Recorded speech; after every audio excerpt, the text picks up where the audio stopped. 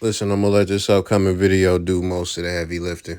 NYPD Detective Melissa Mercado has been removed from active cases and is under review after appearing as a stripper in rapper Esquire's viral music video.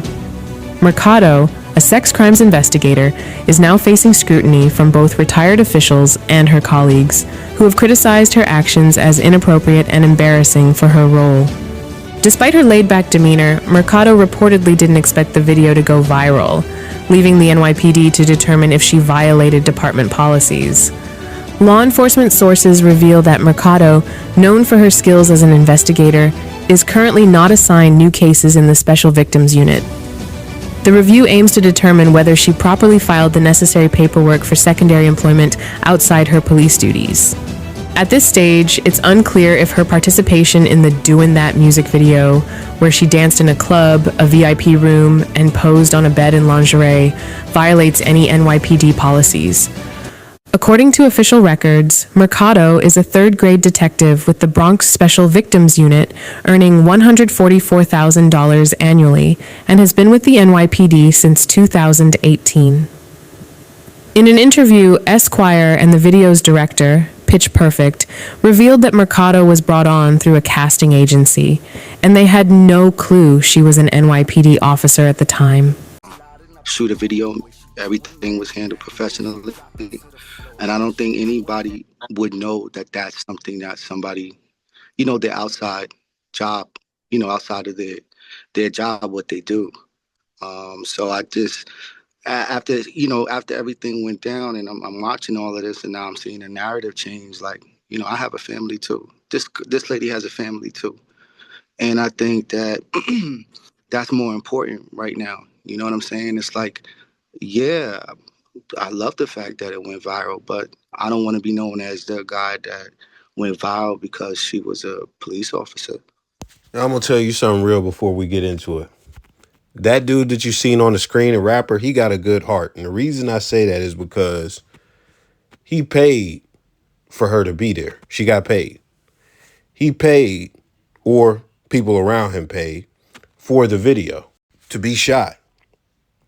He also paid, more than likely, for it to be on World Star, because you have to pay. And when you pay to get on World Star, I don't know what they rates is now, but they rates used to be like anywhere from, I can't remember what a post would be, but like to get the top of the page used to be like 7,000. Used to be something crazy for somebody that's not a signed rapper or a drug dealer or something like that. So I don't know how much it costs nowadays, because the time frame I'm talking about is like literally 15 years ago. He paid to get all of that done. So he paid to get this whole thing done and promoted. All of this hits the fan. He has a video on his page, right? He had the video taken down. It was one point when I was going to hop on this story and it was on YouTube. It was easy to find. He took the video down since then. So I'm guessing this has her distraught and they might have had some personal conversations, or just out of the kindness of his heart, he decided to take the video down. And that is not something that he had to do at all, but it's something that he chose to do.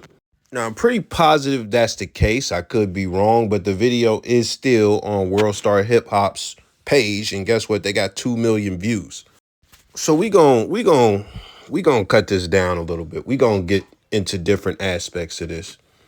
I seen a lot of people saying, so, she did it on her time. What she do in her private time?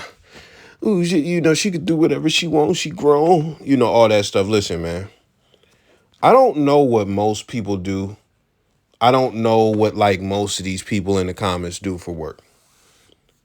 I've seen people get in trouble at the job for subliminal tweets during work hours. Like just for making a Facebook status. If somebody went and like screenshot the status and showed somebody like, oh, here goes Michael saying, oh, I hate it here. And then Michael gets pulled in the fucking, the supervisor and the manager and the director's office and like, why are you tweeting that you hate it here?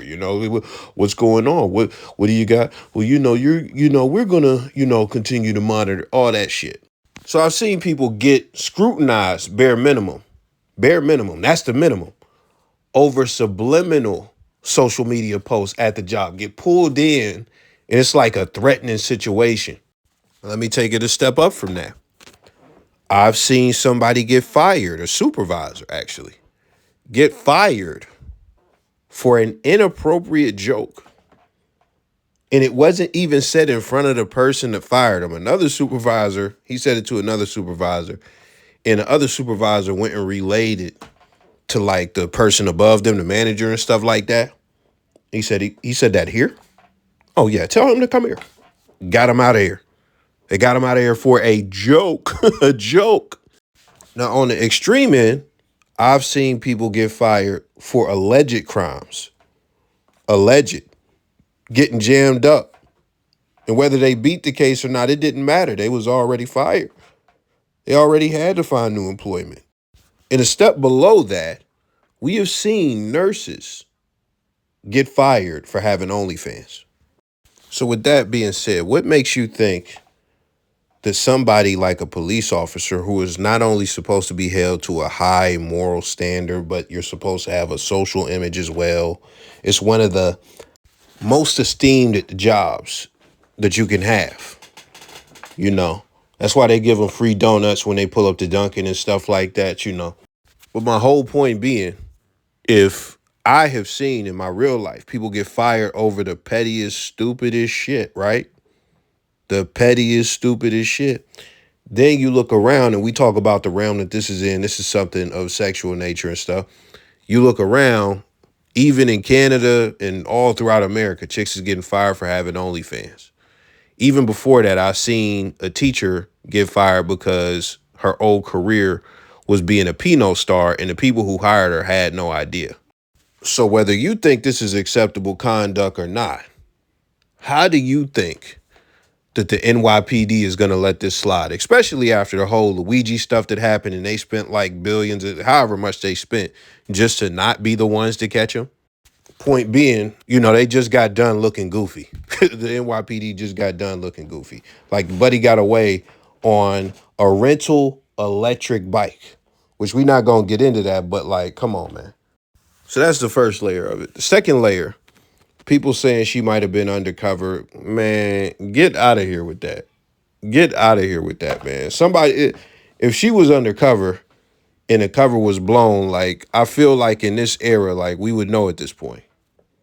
I feel like we would know at this point it would be out there. And also, she wouldn't be suspended and it wouldn't be that big of a deal or whatever the case may be. And I mean, I could be wrong on that, but because it's funny because she popping that butt and she's supposed to be like a sex crime investigator. So like her working through like, a talent agency or something like that, that could be the case. She could have actually been undercover trying to find, okay, are these cats getting these chicks off like, on some traffic and stuff. So I'm not going to lie, after reflecting, that could be the case. And them like punishing her and reprimanding her, that could be them trying to save face like, well, no, it wasn't an undercover. They not going to blow their own stuff as far as trying to, move undercover on that. But in my mind, that is unlikely. That's just me. In my mind, that is unlikely. That BBL, did she have that before 2018? She didn't get that for the job. That is not her real butt. You can't tell me, especially when we talking about New York pole dancers and stuff like that. I know it go down in Starless, man. I already know what it is, man. They been having them people in New York. They been getting them fix-a-flat butts. They been getting them up. Man, you know what I'm saying though, man. They been having them big mutant booties since like Instagram started popping. It used to be just an Atlanta thing, but in New York, they started going. They started taking them trips. They started getting them caulk injections. Cardi B, if you didn't know, her butt is not a BBL. It was done with, I'm pretty sure, illegal butt injections. She talked about that on Vlad TV. And as you can see from the screenshot, she still got 5% of that butt injection left. She got 95% taken out. So the rest is just Gorilla Glue and caulk and fucking cement just left in her butt. Just traces, just 5% of that cement left in her butt. So we're going to take it at face value for what it is as far as all of this whole situation. We're not going to go with the she was undercover because NYPD didn't say that. That's a fan narrative. That's a narrative made in the comments. So we're going to take everything at face value. So I think I got everything responsible out of the way. And this is where we land. It is just so amazing to me. It's amazing to me that no matter what life some of these chicks choose, no matter what profession they decide to take on or get into, literally, no matter what avenue they take in life, these chicks who got these types of pasts and stuff like that, I don't know if she was a stripper in her past, but them moves was not. She didn't learn those that day. She didn't go watch that video. She didn't learn the moves that day. She was comfortable in them thongs, man. She was comfortable in that thong, dog. Bro, she had outfit changes, dog. She had outfit changes. But the point is, no matter what square life these chicks choose, man, the whole just always got to come out of them. They wholeness always got to make a comeback, bro. Always got to make a comeback. 3-6 Mafia told you back in the 2000s, don't save her. She don't want to be saved. She don't want to be saved. I don't know who made the phrase, you can't turn a hoe into a housewife. And these are phrases that are very, very, like just very old, like 30, 40 years old. And chicks will show you, they will show you why those phrases are still ring true. They will show you why they still ring true. You are a detective. I don't see, and that's the thing. Hoes never think it's nothing wrong with what they do. And then you got motherfuckers who gonna get in the comments like, well, what's wrong with it? What's wrong with it? Listen, man, if you want to commit, and that's where I'm at with it. Like, if you want to commit your life to being a hoe, you do that. If you want to be a sex worker of any kind, if you want to do OnlyFans, if you want to strip, if you want to, do it, go and dedicate your life to that. Make it your life's purpose to do that. And when you fizzle out by 45 at the latest, you're not going to be a 50-year-old stripper. You're just not. It's not going to be shaking for you. You're going to get ate up in the club so bad, it's going to be crazy. But once you fizzle out, and then it's time to actually get one of these types of jobs, you're going to see how hard it is, not just to get it, but for you to not be the hoe you have been trained to be, that you have been conditioned to be, that you have been primed to be. And this is the deal. This is the deal. I could get on here and I could say some shit like, I don't feel safe with somebody like this as law enforcement. I don't feel like she could protect me I could say all that shit. But she might be an amazing detective. She might be a great detective. She's been doing it for 7 years. She might be a great detective. But the whole thing when it comes to being a cop, you got to understand what your public image is. Same with certain jobs like being a teacher or something like that. You got to understand. And it's just like common sense. You got to understand what you represent by having that position and what is congruent with that image, what can hurt that image. You have to actually care about that image. That's why I say it's an esteemed job. If you were a teacher, and we'll just say a male teacher, and on the weekends, you rap about selling bricks and shooting niggas, that's fucking stupid. It's fucking stupid. Like, you are creating a bad image for yourself. And not only does it make you look bad as a teacher, one of the things that you're supposed to do is teach kids. This is not no kid-friendly shit that you're doing. But on top of that, this could negatively influence the kids that you teach that are aware of your existence. Or even kids outside of the awareness that you were a teacher. You're influencing kids negatively talking about selling bricks. Look at that one white chick who looked like a fucking beaver that was getting ran through by the whole precinct. She made the precinct look like a fucking joke. People have all types of problems with cops. and they have all types of problems with how they conduct themselves and etc. They got whole YouTube channels dedicated to not just body cam footage, but recording the police and then dudes like, knowing their rights and giving the police a hard time. They got whole channels and outlets dedicated to that, whole Reddits dedicated to the hatred for cops. So when you take on that badge, there are people, most of us, most Americans expect cops to protect us.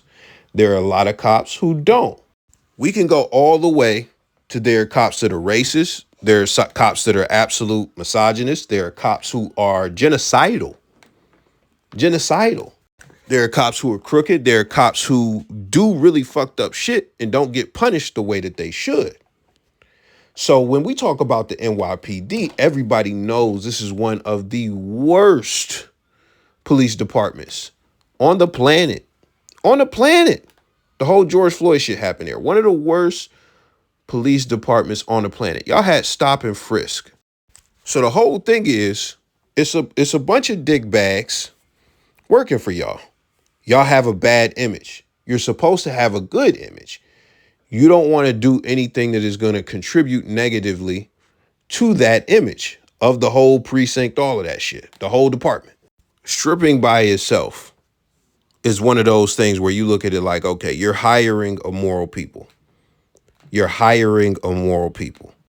We all know the lifestyle that strippers live and things like that, et cetera, et cetera. Now, she wasn't a stripper. She was getting casted through a talent agency, but she's on a pole and stuff like that. So it doesn't matter what it actually was. It matters what it looks like because we're talking about image. So understand that.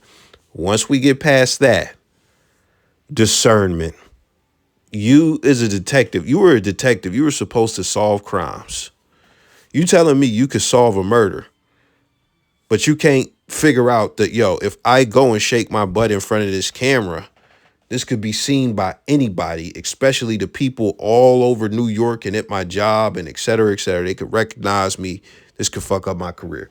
You didn't have the discernment to understand that. You didn't have the discernment to know that.